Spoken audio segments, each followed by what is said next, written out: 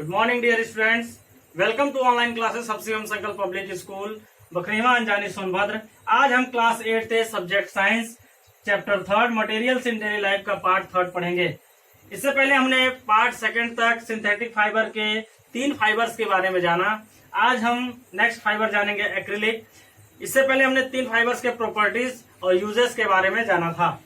आज हम एक्रिलिक के प्रॉपर्टीज के बारे में जानेंगे। सबसे पहले जानिए, एक्रिलिक जो होता है वो सॉफ्ट फाइबर होता है, soft and light fibre, soft light weight fibre, बहुत ही हल्का होता है और ये बहुत ही मुलायम होता है, सॉफ्ट और लाइट वेट फाइबर। ठीक है। एक्रिलिक जो होता है वार्म फाइबर होता है, यानी कि गर्म होता है, वार्म फाइबर। नेक्स्ट हो गया, ये क्या हो गया, पहले तो सॉफ्ट लाइट और लाइट वेट फाइबर है, वार्म फाइबर है। It is less expensive than wool, it is less expensive than wool, यानी ये ऊन से कम क्या है, एक्सपेंसिव होता है। ठीक है, ऊन से कम एक्सपेंसिव होता है। ठीक है। It is dyes well, it dyes well.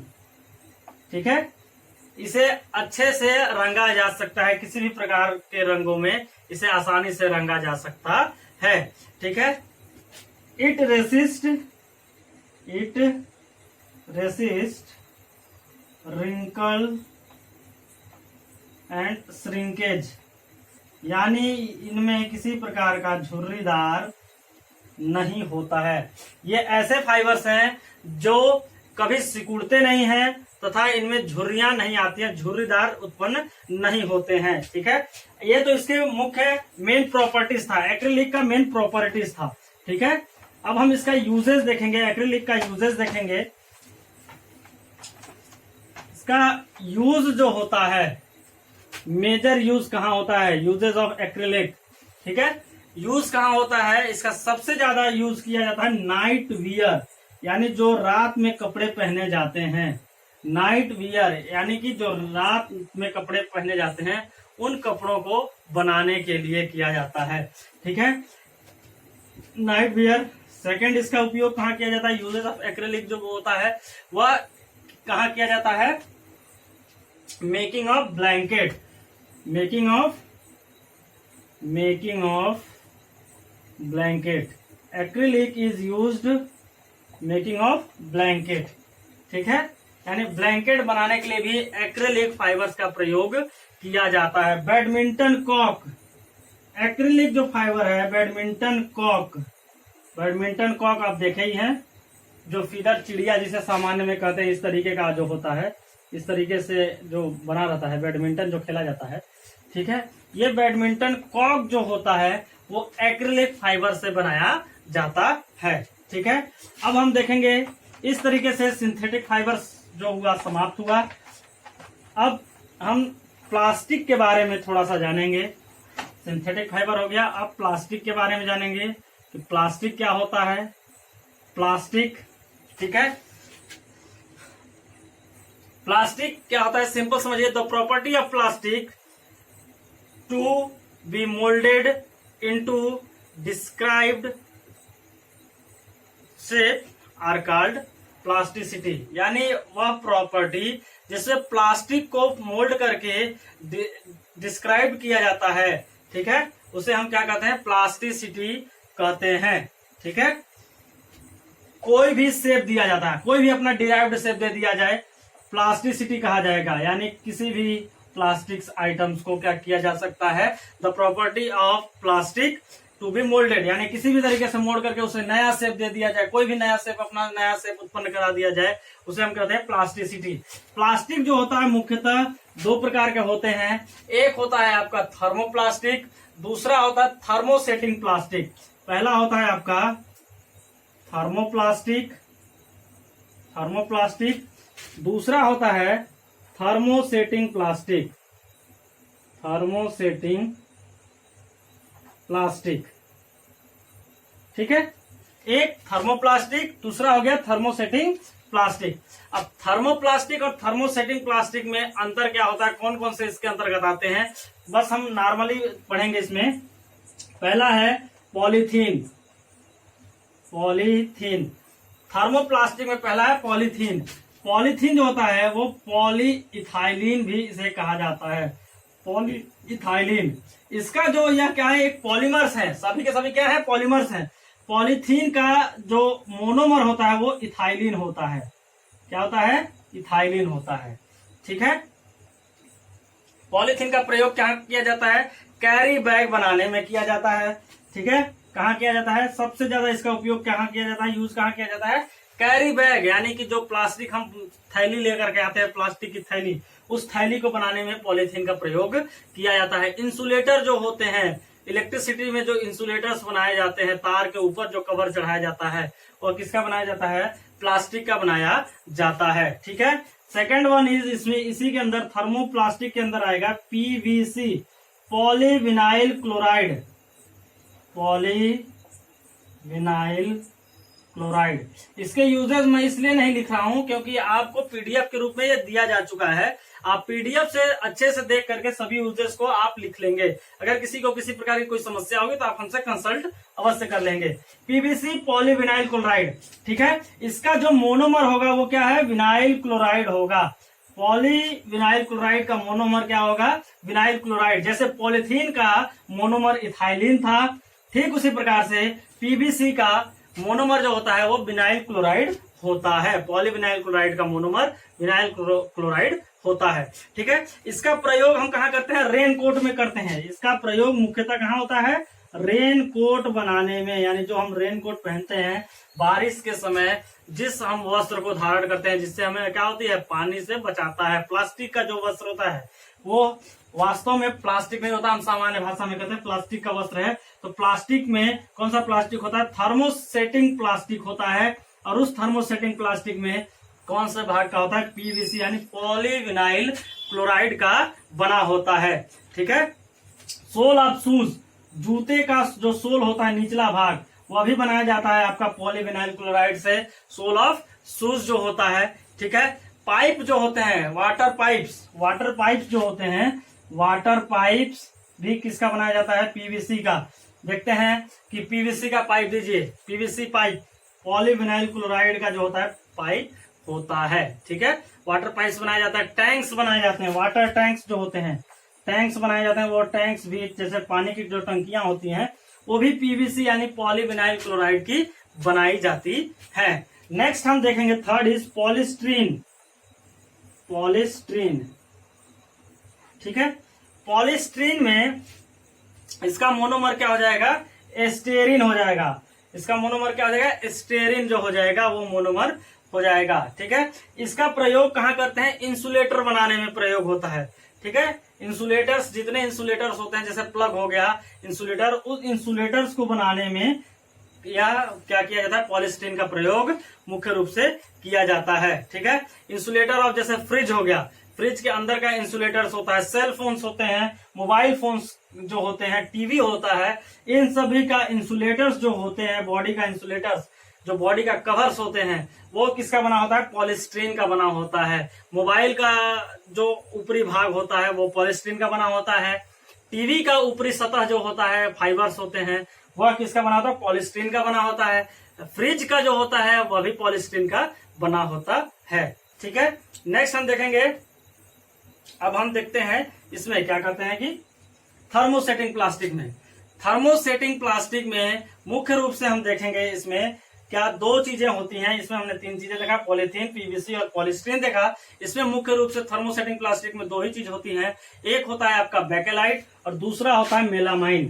पहला होता है बेकेलाइट और दूसरा होता है मेलामाइन।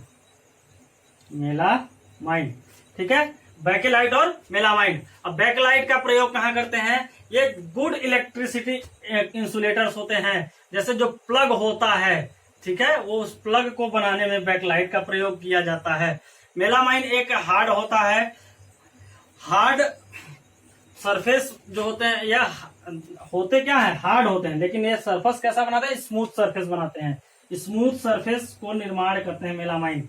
ठीक है, होते हैं एक्चुअली में हार्ड, लेकिन स्मूथ सरफेस बनाते हैं। जैसे प्लेट का जो स्मूथ सरफेस होता है, कांच की प्लेट देखिए, वो सरफेस जो स्मूथ होगा, ठीक है। लकड़ी का जब बनता है, ऊपरी सरफेस जो लगाया जाता है, ठीक है, ऊपरी सरफेस जो होता है वह मेलामाइन की बना होता है, ठीक है, जिसे सामान्य भाषा में हम सनमाइका कहते हैं। वो सनमाइका जो होता है वो मेलामाइन की बनी होती है, जो क्या होती है, बहुत ही स्मूथ होती है, ठीक है।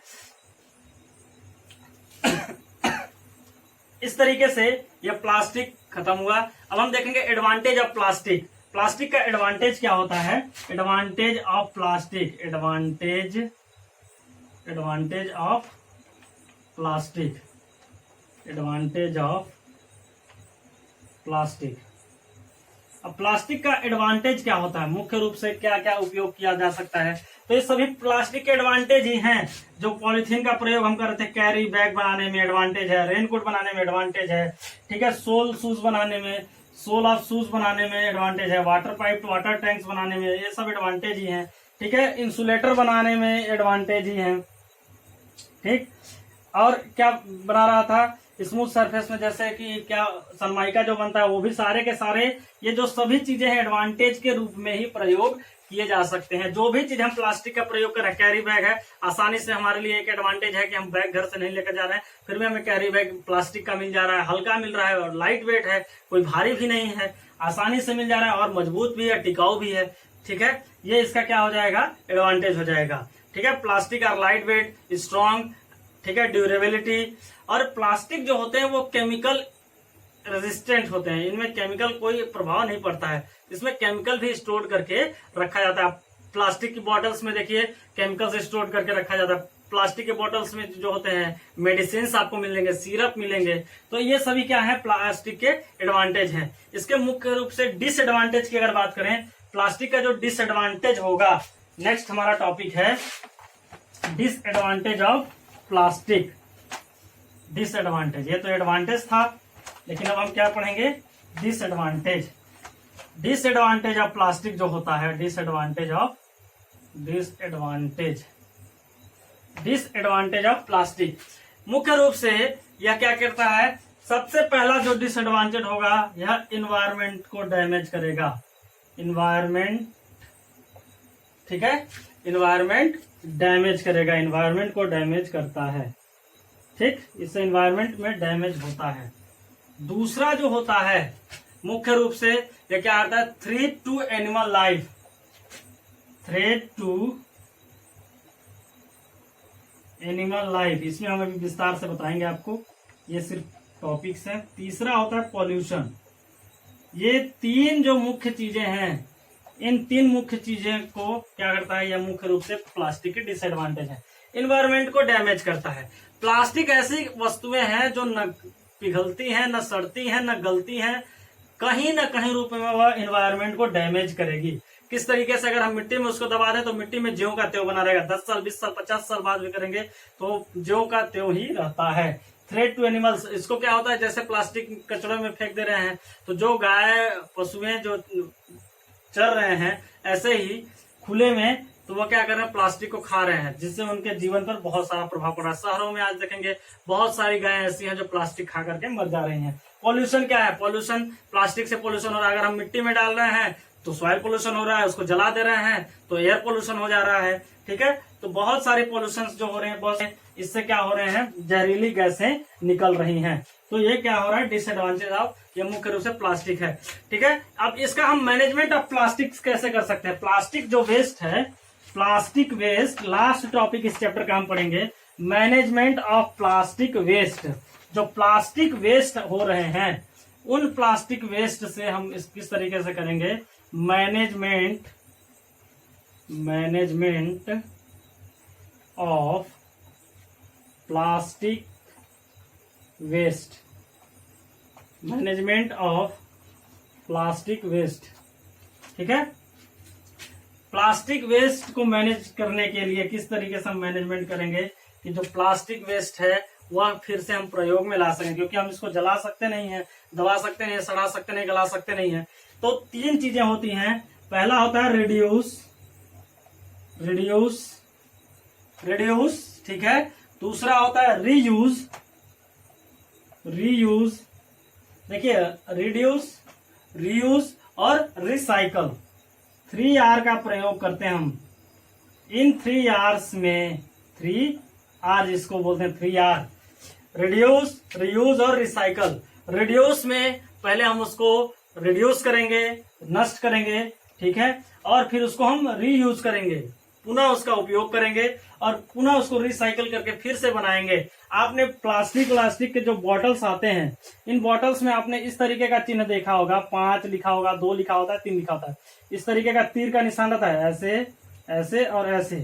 इसमें 5 लिखा होगा, 3 लिखा होता है, 2 लिखा होता है, 1 लिखा होता है, यानी ये इतने बार रिड्यूस रीयूज किया जा चुका है और इतने बार किया जा सकता है। और भी यह प्लास्टिक की क्या बताता है, वो प्लास्टिक की लाइफ स्पैन बताता है कि उसकी जीवन अवधि कितनी है, ठीक है, कितने बार हम उसको रिड्यूस कर सकते हैं, कितने बार रीयूज कर सकते हैं, कितने बार रिसाइकल कर सकते हैं। तो ये 3 जो है मैनेजमेंट ऑफ प्लास्टिक वेस्ट है। प्लास्टिक वेस्ट को उठा करके रिड्यूस किया जाता है, फिर उसको रीयूज किया जाता है, फिर उसे रिसाइकिल किया जाता है। ये 3Rs जो होते हैं वो मैनेजमेंट करते हैं किसको, प्लास्टिक वेस्ट को। इस तरीके से आपका materials in daily life chapter समाप्त हुआ। इसका एक्सरसाइज आपको एग्जाम से पहले ही दिया जा चुका था, हालांकि हमने चैप्टर्स को नहीं अच्छे से डिटेल्स में समझाया नहीं था, इसलिए आपको वीडियो के माध्यम से हमने समझा दिया है।